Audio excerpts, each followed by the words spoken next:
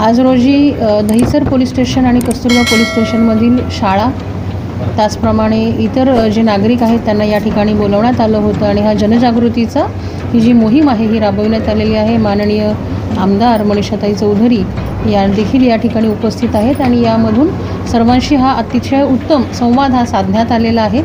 यामध्ये लहान मुलांची काळजी, बालकांच्यावरती होणारे जे अत्याचार आहेत ते रोखण्यासाठी आपल्याला काय काय करता येईल त्याच्या उपाययोजना, त्याचप्रमाणे महिलांवरती जे अत्याचार होतात त्याकरिता मुंबई पोलीस दल हे एकूण 28 योजना यामध्ये राबवत आहेत। त्याची जनजागृतीसुद्धा आम्ही केलेली आहे आणि यामधून जनतेशी एक व्यवस्थित संवाद साधलेला आहे जेणेकरून आपल्याकडे सुरक्षित वातावरण तयार आहे।